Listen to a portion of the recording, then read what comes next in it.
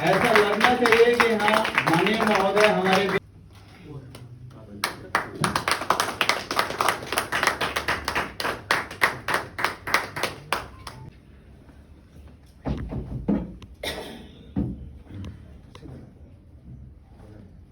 सभी को मेरा नमस्कार। बाकी बातें तो सभी सक्सेना जी ने भी कह दी। मेरे सिर्फ ये की बात दिमाग में आती है कि भाई 2-3 बातें छोटी छोटी हैं कि भाई हमारा जो कुछ भी है वर्ल्ड क्लास बनने लग रहा है। ये समझ में नहीं आई कि भाई वर्ल्ड क्लास है तो जितने अपने स्टेट गवर्नमेंट है या सेंट्रल गवर्नमेंट है वो अपने एम्प्लॉइयों को वहाँ क्यों नहीं पढ़ाते बच्चों को। जब स्कूल सारे वर्ल्ड क्लास हैं, सारी चीजें वर्ल्ड क्लास है, तो कम से कम यहाँ से शुरुआत हो जाए। अधिकार तो सभी को है, कोई कहीं पढ़े कोई कहीं लिखे कुछ करे, मगर क्या है कि एक सिस्टम जो है ना वो अपने सिस्टम को तो सेट कर सकता है, बाकी तो उसको फॉलो कर लेंगे। दूसरा हेल्थ के मामले में भाई हेल्थ जो है ना वर्ल्ड क्लास है अपने यहाँ, फिर भी पता नहीं कि ये समझ में बात नहीं आती कि भाई वो लोग इलाज कराने क्यों बाहर जाते हैं। भाई यही होना चाहिए मोहल्ला क्लिनिक में या किसी उसमें।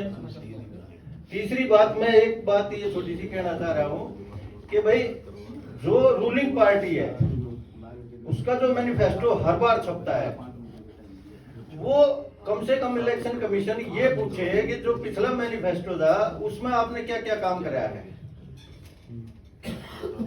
भाई ये चीजें जो है ना उनसे पूछनी चाहिए, नया मैनिफेस्टो नहीं छपना चाहिए।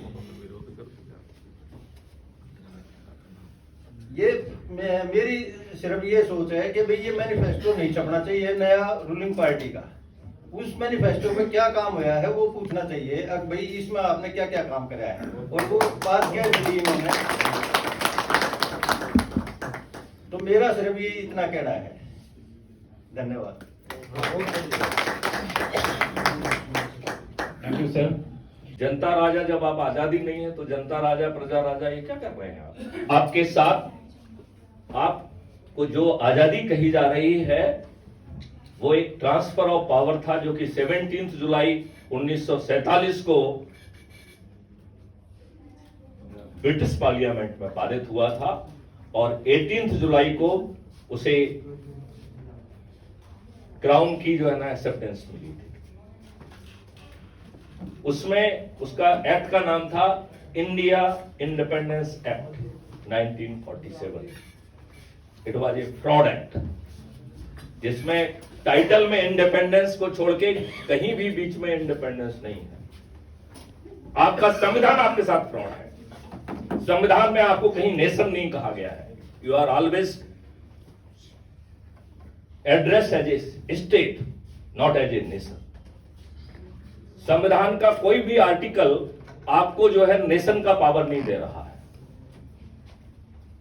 और आपको मालूम है क्या जो आपका संविधान है 80% is coming from Government of India Act 1935।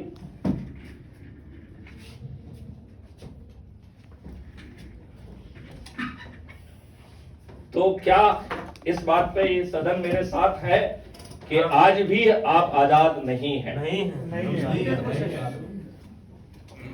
वो आजादी भी अधूरी है, अटल जी कह रहे हैं।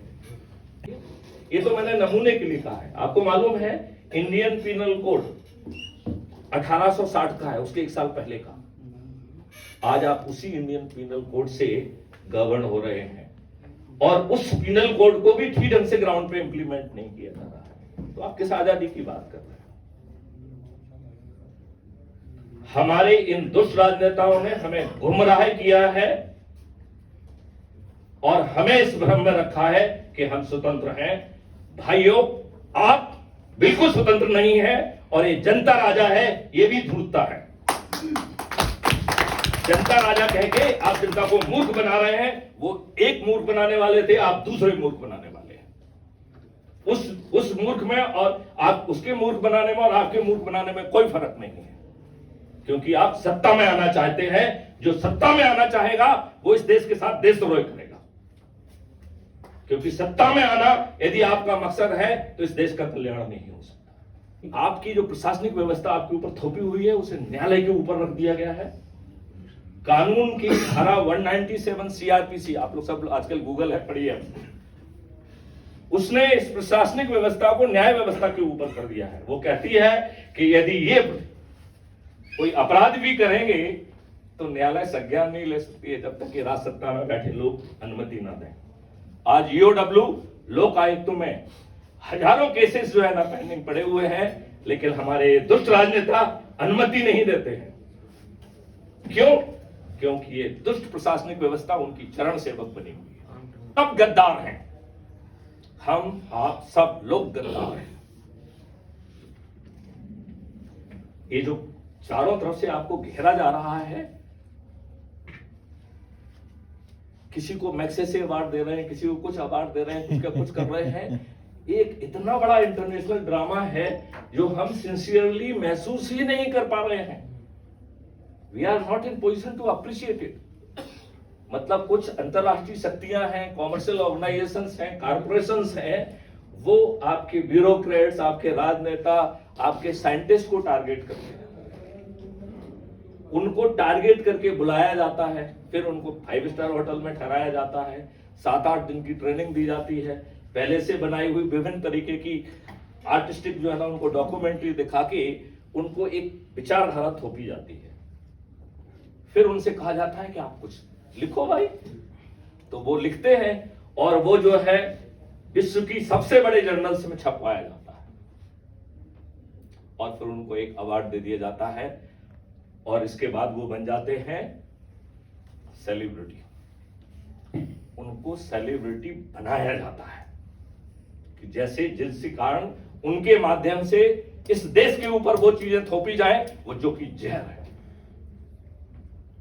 हमें शर्म आना चाहिए कि जिस देश में पानी जो है ना गंगा का पानी होता था, हमने उसको इतना गंदा कर दिया है कि हमें पानी बॉटल की बोतल में पीने के लिए हम मजबूर होते हैं। मैथिली शरण गुप्त आज एक भविष्यवाणी कर रहे हैं, यदि हम नहीं चेते तो ये देश बर्बाद हो जाएगा। वो भविष्यवाणी है कि यदि हम नहीं चेते तो 5 साल के अंदर इस देश के हर 3 व्यक्तियों में से 2 व्यक्ति कैंसर से पीड़ित होंगे। ये मेरी भविष्यवाणी है। यदि नहीं चेते तो हमें चेतना चाहिए। इंडियन फॉरेस्ट जो एक्ट है, it is scar on this country. किसी ने कहा था कि जमीन के मालिक आप हैं। कौन कहता जमीन के मालिक? आप तो पानी के भी मालिक नहीं है। आप जमीन पे 10 फीट नीचे आके कुछ चीज निकलेगी उसके आप मालिक नहीं है। किसने कहा आप मालिक हैं? आप भ्रम में हैं, आप बिल्कुल मालिक नहीं हैं। आप बिल्कुल मालिक नहीं हैं। हमें इस भ्रम से बाहर निकलना होगा कि हम मालिक हैं। मैं अब आपको बताना चाहता हूं, मैं 98-84 बैच का आईपीएस ऑफिसर हूं और फरवरी 2014 में मैं डीजी के पद पर प्रमोट हुआ था। 2017 में I was the DG police reform, जब मैंने एक कॉन्सेप्ट नोट बना के गवर्नमेंट ऑफ इंडिया को भेजा था कि इस देश को अपराध मुक्त किया जा सकता है। आजकल वो जो है पोर्टल वोर्टल पे बहुत सारी एफआईआर, वो सब फ्रॉड है। That is not FIR, that is not FIR.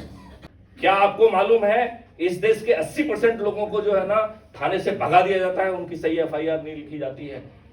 और कम से कम 10% जो है ना ऐसे केस होते हैं, और बल्कि ज्यादा भी हो सकते हैं, जहां ये बाहुबली पुलिस से साठगांठ करके, राजनेताओं से साठगांठ करके निरीह लोगों के ऊपर झूठे मुकदमे कायम करा देते हैं। 90% केस होते हैं सर, 90% केस होते हैं। पूरे के पूरे 543 राजनेताओं को, 543 क्यों कह रहा हूं मैं? 2 मैंने छोड़ दिए हैं क्योंकि आर्टिकल 333 ने जो है वो 2 जो है वो एंग्लो इंडियन को नॉमिनेट करने का प्रावधान रखा है। मैं अभी तक नहीं समझ पाया हूं कि उन एंग्लो इंडियन की किस हित को साधने के लिए उन्हें पार्लियामेंट में जो 2 सीटें उनके लिए रिजर्व की गई। ये इस देश की गद्दारी नहीं है, इस संविधान की प्रभुत्ता को दर्शाता है कि संविधान के बनाने वालों ने इन चीजों को जो है ना, तो उन्होंने नहीं डाला है, इसको किसी दूसरे के डिक्टेट पे डाला गया है, ये ब्रिटिशर्स के डिक्टेट पे डाला गया है। तो अभी आपके पास 543 का ही प्रावधान है, बाद में 545 हो जाएगा, लेकिन अभी 543 का ही प्रावधान है। आपके ऊपर जिम्मेवारी सौंपी गई है कि आपके संज्ञान में कोई संज्ञेय अपराध आता है तो आपको रिपोर्ट करने के लिए आप कानूनी जिम्मेवारी है आपके ऊपर, और यदि आप इस जिम्मेवारी का निर्वहन नहीं करते तो आपको जेल भेजा जा सकता है। और बाकी ऑफेंसेस में ये पुलिस और प्रोसिक्यूशन की जिम्मेवारी होती है कि आपके इस अपराध को बियॉन्ड रीजनेबल डाउट जो है ना प्रूव करें, बात समझ रहे हैं ना। लेकिन इस सेक्शन 39 में उस ज्यूरिस्प्रूडेंस को बदल दिया गया है, उसमें कहा गया है proving yourself innocence is your responsibility. कितना अच्छा कानून, इससे अच्छा कानून नहीं हो सकता। तो आप कहेंगे अरे साहब हमको जेल डालने की बात कर रहे हो, कह रहे अच्छा कानून है। ये कानून इसलिए अच्छा बनाया गया था, नहीं तो पुलिस वाले आपको भगा देते। तो आज यदि आप चाहें तो हमें जो हम आवेदन लिखते हैं ना, ये हम गुलामी के आवेदन लिखते हैं कि श्रीमान जी थाना प्रभारी जी ने मैंने हाथ जोड़ के हमारी एफआईआर दर्ज कर लीजिए। आपको इस भाषा में नहीं लिखना चाहिए, आपको लिखना चाहिए कि सेक्शन 39 सीआरपीसी के तहत ये मेरी जिम्मेदारी है वैधानिक, एक थानेदार तुम्हारी भी जो है 154(1) के तहत वैधानिक जिम्मेवारी है। मैं अपने 39 सीआरपीसी के अधिकार के तहत आपको आदेश देता हूं कि मेरी एफआईआर दर्ज करें, जो आपकी वैधानिक जिम्मेवारी है। जिस सेक्शन 154(1) में थानेदार को जिम्मेवारी दी गई है, उसी सेक्शन के 154(3) में एसपी को बहुत ओरिजिनल जिम्मेवारी सौंपी गई है। हम सब में हर किसी की ये शिकायत रहती है कि साहब हम जो है ना थानेदार की शिकायत करते हैं, उसी के पास वो शिकायत जांच के लिए पहुंच जाती है। कितने लोग इस बात को महसूस किए हैं? जनरली ऐसा ही होता है।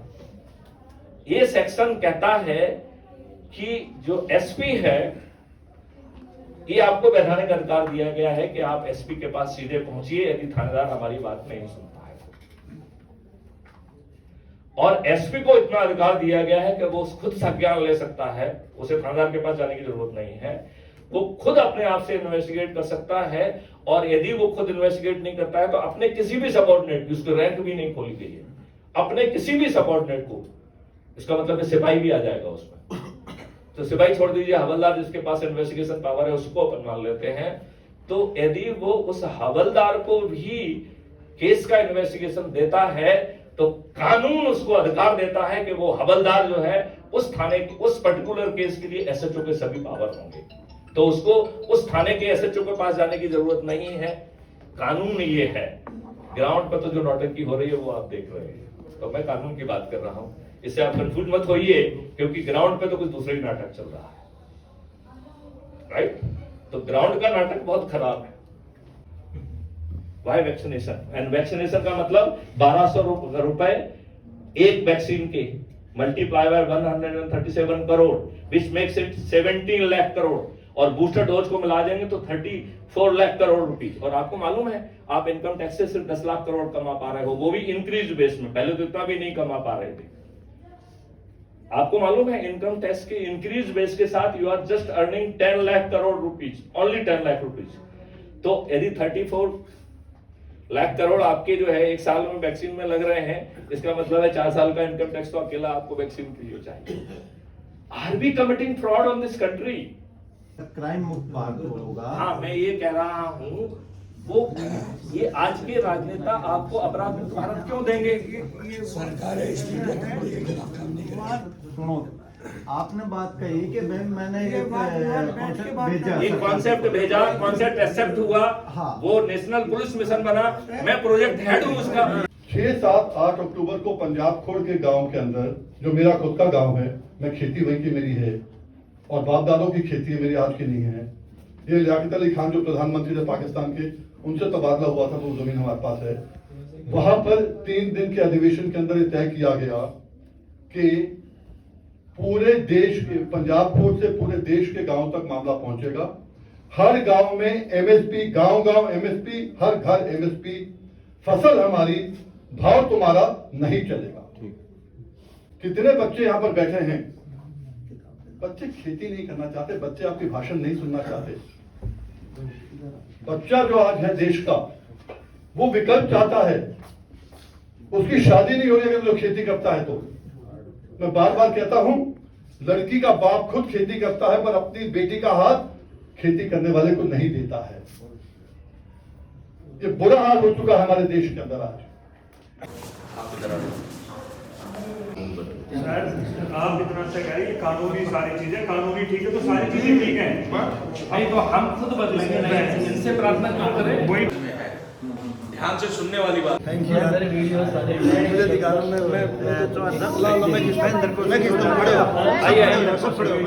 आइए जो लोग भी फोटो और गद्दारों को ललकारने की जरूरत है। आतंकवादी संसद में बैठे हैं, खाली करवा दो संसद को, इस देश के मंदिर को। मैं तो इतना ही कहूंगा, सभी को जय हिंद। जवाब अंत में, जब एक सैनिक सीमा पर खड़ा होता है, सामने जब दुश्मन की गोली होती है और मेरे पीठ पीछे मेरा प्यारा वतन होता है वतन, तब हमसे एक संकल्प लेते हैं। और संकल्प क्या होता है?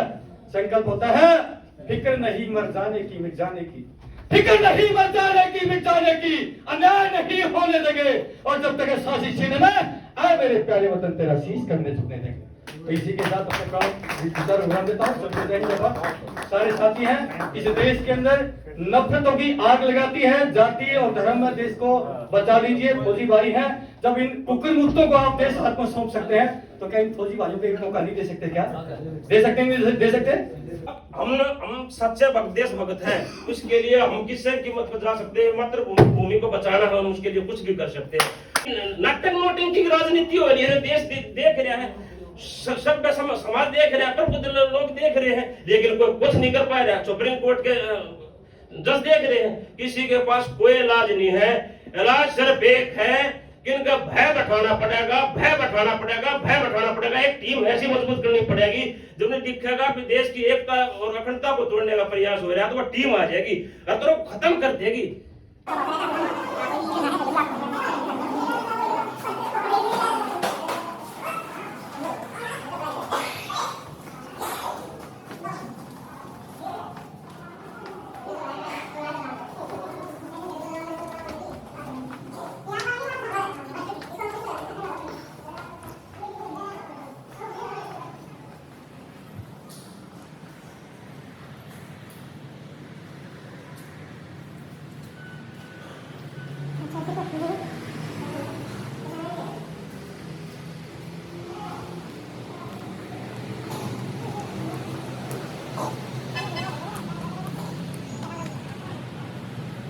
भाई साहब कितना बढ़िया इवेंट था ना, मजे आ गए यार। देशभक्ति की जो भावना जगी है आज, कमाल ही हो गया। बहुत गर्जे हैं लोग, गर्जे सच में है।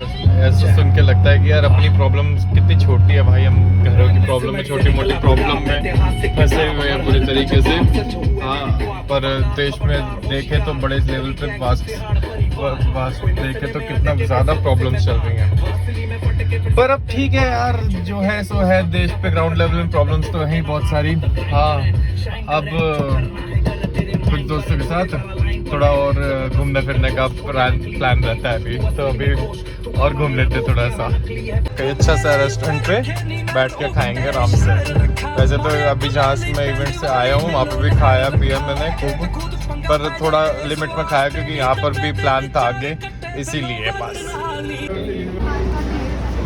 रानी सा मस्त एकदम, खाली प्लेट नीचे बिठा के और वो जब खा देना नहीं यार, खानी पड़ेगी।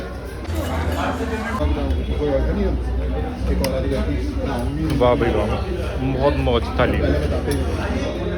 क्या फर्क पड़ता है 5 साल के लिए?